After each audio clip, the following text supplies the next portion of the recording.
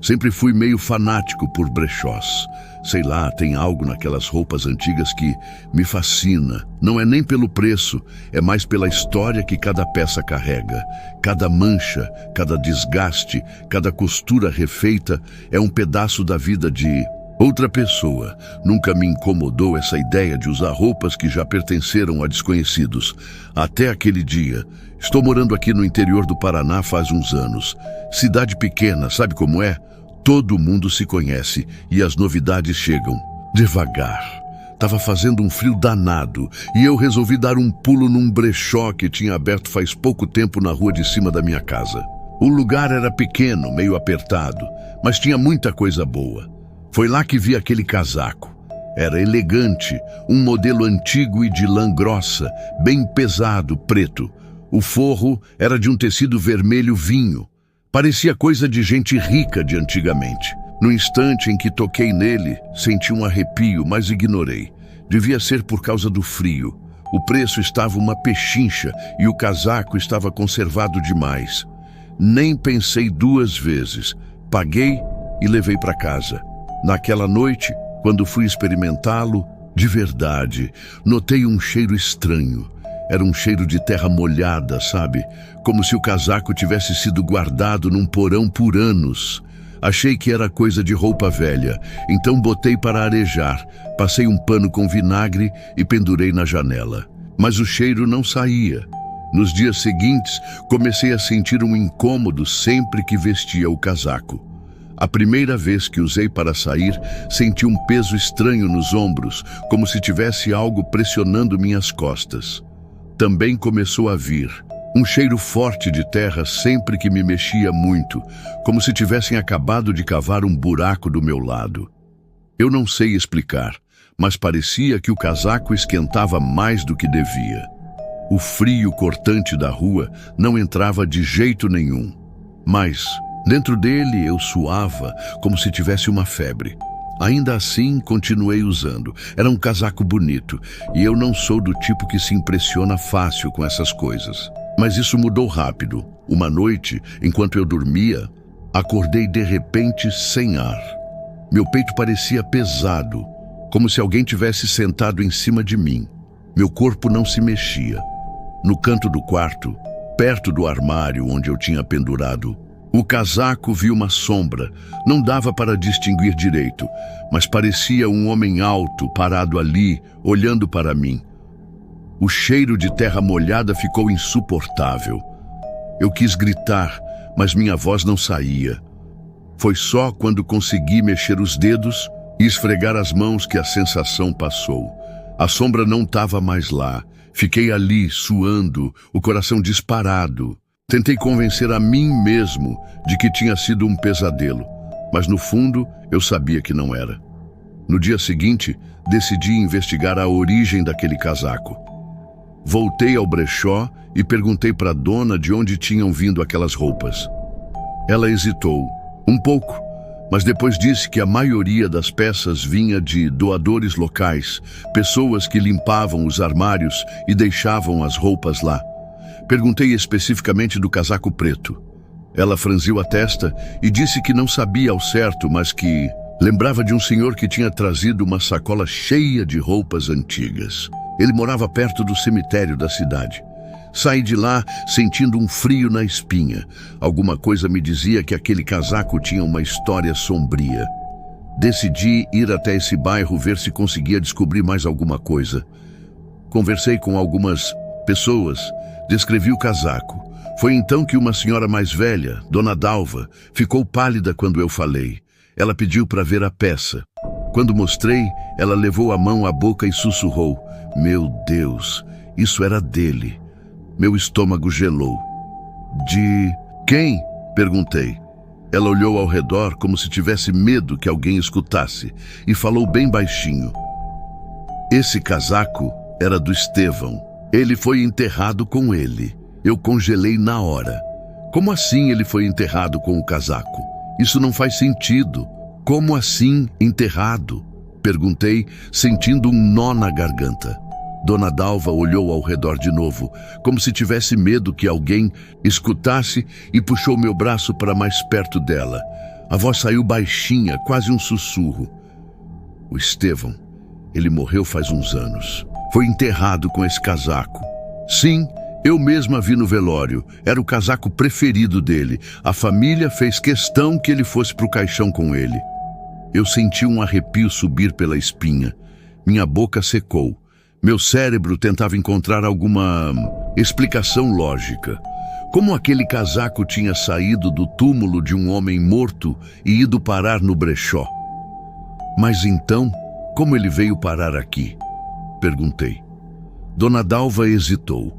Ela olhou ao redor mais uma vez e suspirou, como se tivesse tomado coragem para contar. Uns tempos atrás, teve um problema no cemitério. Chuva demais, muita terra. Alguns túmulos foram mexidos. Disseram que um ou outro caixão teve que ser realocado. Mas teve boatos de que mexeram em mais túmulos do que deviam. Uns funcionários foram demitidos. Teve gente que sumiu da cidade. E dizem que algumas coisas desapareceram dos caixões. Roupas, relógios, joias. Meu coração batia tão forte que eu conseguia ouvir no ouvido. Então tá me dizendo que alguém roubou esse casaco de dentro do túmulo do cara? Perguntei, sentindo um frio no estômago. Dona Dalva fez o sinal da cruz. É o que parece. E se eu fosse você, me livrava disso aí agora. Eu engoli em seco. O cheiro de terra molhada parecia estar impregnado em mim, no meu nariz, na minha pele. Aquele casaco... Eu precisava me livrar dele. Voltei para casa quase correndo. Joguei o casaco no chão da sala e fiquei encarando ele. De repente, ele já não parecia mais tão elegante. Parecia pesado, errado. Abaixei, peguei ele com as pontas dos dedos e levei até o quintal. Acendi um fósforo e joguei em cima. Nada. O fósforo apagou. Joguei outro. O fogo lambeu a lã grossa por um segundo e sumiu, como se tivesse sido sugado para dentro do tecido. Meu peito ficou apertado. Era como se o casaco se recusasse a ser destruído. Foi aí que escutei um barulho bem baixinho, quase um sussurro. Me devolve. Meu sangue gelou. Olhei ao redor, a respiração presa, mas eu estava sozinho. O vento soprou e o cheiro de terra molhada ficou mais forte. Então eu ouvi de novo. Dessa vez mais alto, mais perto. Me devolve. Eu corri. Corri sem pensar. Corri para longe, com a certeza de que alguma coisa estava atrás de mim. E foi só quando me virei para trás, no meio da rua deserta, que eu vi o casaco. Ele não estava mais no chão do meu quintal. Ele estava no portão, pendurado, esperando. Eu fiquei parado ali no meio da rua, olhando para o casaco pendurado no portão, sentindo o ar gelado que parecia se agarrar à minha pele. Meu peito subia e descia rápido, a respiração curta. Eu não tinha como explicar aquilo. Eu o tinha deixado no quintal. Eu tinha tentado queimá-lo. Mas agora ele estava ali, pendurado, como se alguém o tivesse colocado de volta para mim. De repente, eu me dei conta de que não estava sozinho. Atrás do portão, na escuridão do quintal, algo se mexeu. Meu coração quase parou quando vi uma sombra alta parada ali. Os contornos eram indefinidos, mas eu soube na hora. Era um homem, e ele estava me olhando. O cheiro de terra molhada ficou tão forte que eu quase vomitei. Me devolve! Eu ouvi de novo. Dessa vez, foi como se a voz tivesse saído de dentro da minha cabeça. Meus pés pareciam pregados no chão. Cada instinto dentro de mim gritava para correr, para fugir dali. Mas eu não conseguia me mexer. A sombra ficou mais nítida. E então, eu vi o rosto. Ou melhor, o que deveria ser um rosto. Era pálido, enrugado. Os olhos fundos como buracos negros. A boca parecia costurada por fios invisíveis. E a pele parecia ter sido enterrada por muito tempo. Tinha manchas escuras, como carne apodrecida. A sombra ergueu a mão lentamente e apontou para o casaco. Meu corpo finalmente obedeceu. Eu corri como nunca tinha corrido antes. Passei direto pelo portão, empurrei com força, agarrei o casaco sem nem pensar e saí em disparada. Não sei para onde fui, só corri. Quando percebi, estava no cemitério. O que eu estava fazendo ali, eu não sabia. mas algo dentro de mim dizia que era onde eu deveria estar.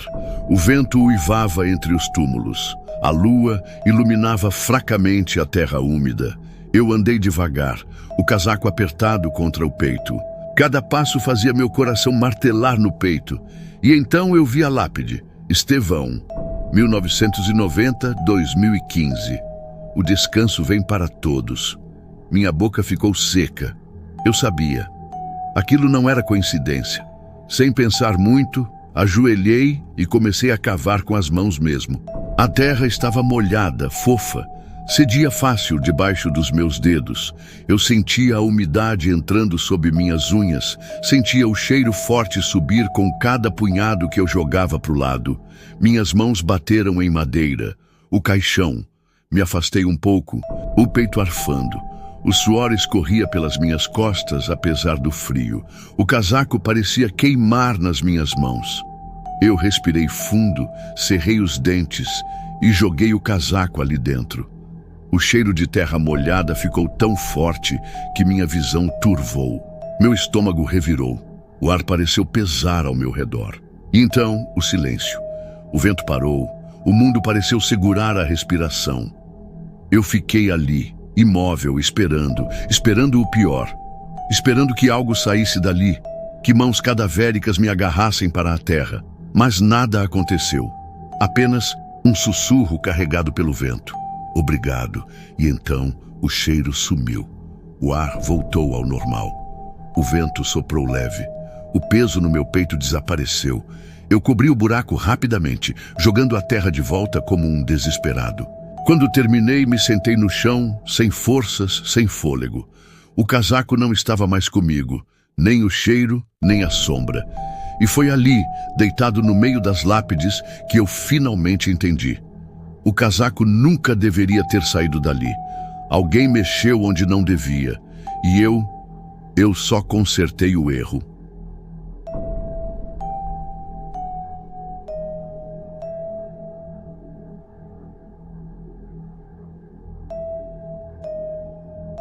Eu nunca fui muito ligado nessas coisas de espiritualidade ou religião. Apesar de saber que minha avó sempre teve uma fé grande em Iemanjá, ela era daquelas pessoas que acreditavam nas forças da natureza, nos orixás, mas nunca ficava insistindo com ninguém. Eu, por outro lado, sempre fui mais do tipo cético. Na verdade, eu via tudo isso mais como folclore, uma cultura bonita, mas sem muito significado. Até que encontrei aquele maldito lenço. Foi numa dessas feiras de antiguidades que eu fui no fim de semana. A cidade onde moro não é muito grande, mas tem essas feirinhas que aparecem de vez em quando, com roupas antigas, objetos que ninguém mais quer e uns acessórios esquisitos. Eu estava só procurando algo para passar o tempo e, quem sabe, achar alguma peça interessante para casa. No meio das barracas, entre roupas e utensílios, foi aquele lenço que chamou minha atenção. Era pequeno, de um tecido que eu não sabia identificar, mas com uma estampa muito bonita. Tinha uma cor azul, mas não um azul qualquer. Parecia um azul profundo, como o mar à noite, e tinha desenhos de peixes, ondas e algumas flores brancas. Parecia até algo de algum artesanato antigo. No começo, achei até bonito, mas não foi só isso que me atraiu. O que realmente me fez pegar o lenço nas mãos foi a sensação de calor, como se ele estivesse quase vivo. Uma sensação estranha que eu não soube explicar. Quando eu peguei, a vendedora me olhou com uma expressão meio estranha, como se tivesse visto algo que ela não queria ver. Esse lenço não é qualquer lenço, ela disse, como quem sabe um segredo. Ele foi usado em uma oferenda a Iemanjá. Não sei se você sabe, mas coisas assim têm seus próprios destinos. Eu dei uma risada nervosa, achando que ela estava tentando me empurrar alguma história de crendice para justificar o preço. Mas, por algum motivo, a curiosidade falou mais alto e acabei comprando. Paguei uns trocados, levei o lenço para casa e nem pensei muito mais sobre isso. Eu moro sozinho. Fiquei com o lenço em cima da mesa, ali meio jogado. Não me incomodava, mas não conseguia tirar a sensação de que ele estava me observando. Eu sei, parece maluquice, mas foi assim que me senti. Como se aquele pedaço de tecido tivesse um peso que não correspondia à sua aparência. Por volta da noite, eu decidi ir dormir, e foi aí que as coisas começaram a ficar estranhas. Durante o sono, eu sonhei com o mar. Um mar revolto, escuro, com ondas gigantescas que pareciam querer me engolir. Eu estava dentro dessas águas, me afundando, e não conseguia me mover, como se algo estivesse me segurando. Não eram só as ondas, era como se uma força invisível estivesse me puxando para baixo. Eu tentei gritar, mas a água entrava na minha boca e, em vez de som, o que saía era um silêncio absoluto. Mas o que realmente me aterrorizou foi a mulher. Ela apareceu no meio da água, flutuando sobre as ondas, com um vestido branco, com os cabelos negros cobrindo o rosto. Não conseguia ver seu rosto direito, mas eu sabia que ela estava me olhando. Aqueles olhos vazios, sem expressão, me encaravam fixamente. Ela não falava, mas sua presença me fazia sentir como se fosse parte daquelas águas turbulentas. O pior é que, no sonho, eu não sabia se estava dormindo ou acordado. Sentia como se ela fosse real, como se estivesse ali em carne e osso perto de mim. E, sem dizer uma palavra, ela estendeu a mão, como se pedisse algo ou como se me chamasse. Quando acordei, meu corpo estava todo suado. O pesadelo foi tão real que eu ainda sentia o gosto da água salgada na minha boca. Fui até o banheiro, lavei o rosto e tentei me convencer de que foi só um pesadelo. Mas o que me deixou ainda mais desconfortável foi o fato de o lenço estar agora dobrado sobre a cama, como se tivesse sido movido. Não me lembro de tê-lo tocado e nem vi quem poderia ter mexido nele. As noites seguintes não foram muito melhores. Eu sonhava com ela todas as noites. O mar estava lá, mais forte, mais imenso. Eu sentia a pressão das águas, o peso da mulher e as mãos dela, frias e gélidas, puxando minha alma. Eu tentava me soltar, gritar, mas minha voz era abafada pelo som das ondas. Em cada sonho, ela vinha mais perto, até que um dia, no meio da madrugada, quando eu acordei suando frio, eu a vi. Ela estava ali, no pé da minha cama, com os olhos vazios, com uma expressão de dor no rosto. Ela me observava sem dizer nada, apenas estendia a mão, como se me chamasse para segui-la. Quando eu tentei me mexer, não conseguia. Meu corpo estava paralisado, como se o próprio medo tivesse me prendido. Senti o ar gelado invadir meu peito, e então ela falou, mas não com palavras. A voz dela era como o som do mar, uma voz profunda, cheia de lamentos, que parecia vir de dentro da minha cabeça sussurrando, "Sua alma é minha." Eu olhei para o fogo, mas o lenço não se consumia completamente.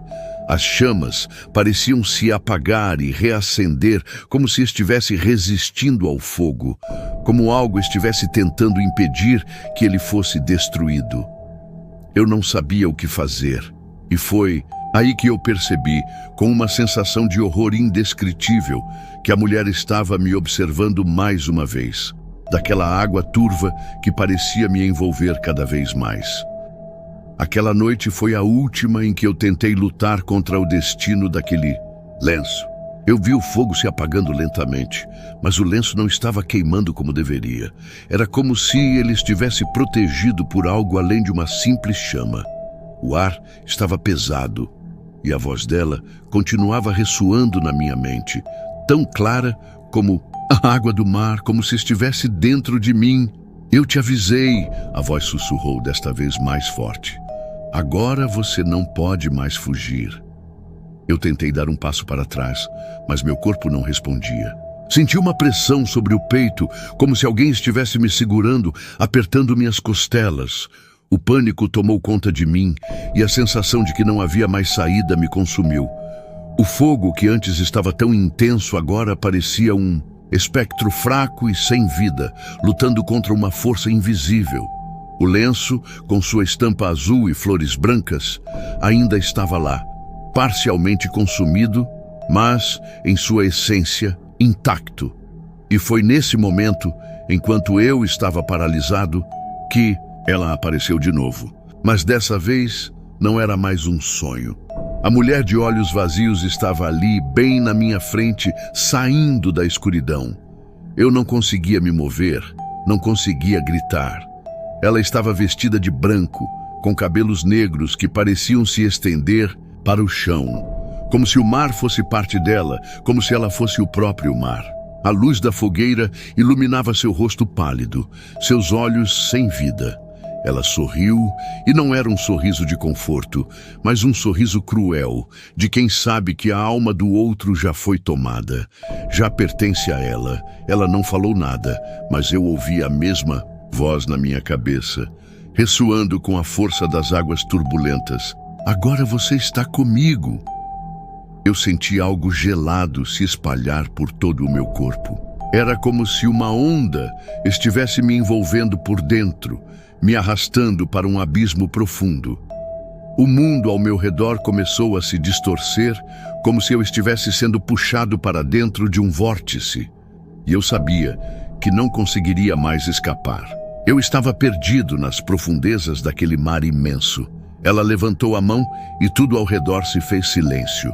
O vento parou, o fogo se apagou completamente e eu fiquei ali, diante dela, com os olhos fixos nela, sabendo que não havia mais retorno. O lenço estava agora diante de mim, no chão, com suas cores vibrantes, quase como se fosse vivo. Eu caí de joelhos, as lágrimas escorrendo pelo meu rosto, mas algo dentro de mim já sabia que não adiantava mais. Eu havia sido marcado, tomado. Ela se aproximou lentamente e estendeu a mão para mim. Não sei se foi uma oferta de perdão ou apenas um gesto final, mas eu sabia que não poderia mais recusar. O que fosse me acontecer agora era irreversível. A última coisa que lembro foi sentir a mão dela tocando a minha, e de repente uma onda de escuridão me envolveu. Era como se meu corpo e minha alma estivessem sendo levados para as profundezas do mar, sem chance de retorno. Eu não sabia mais onde estava, não sabia mais quem eu era. Quando acordei, não estava mais em casa, não estava mais em lugar algum e que eu conhecesse. Eu estava em um lugar escuro, abafado, como se estivesse submerso. O som das ondas quebrando a distância ecoava em minha cabeça, e eu sentia o peso da água ao meu redor. Quando olhei para baixo, eu vi as minhas mãos, mas elas estavam molhadas, pálidas e com as unhas longas, como se o tempo tivesse se arrastado enquanto eu estava em algum outro lugar. Aquela mulher, eu sabia que ela ainda estava lá, em algum lugar dentro de mim. Eu havia sido tocado por algo que não era deste mundo, que não pertencia à terra. Eu havia dado a minha alma a ela sem perceber. O lenço, aquele maldito lenço, ainda estava comigo. Eu sentia ele em minhas mãos, como se o tecido estivesse preso a mim como uma parte de meu ser.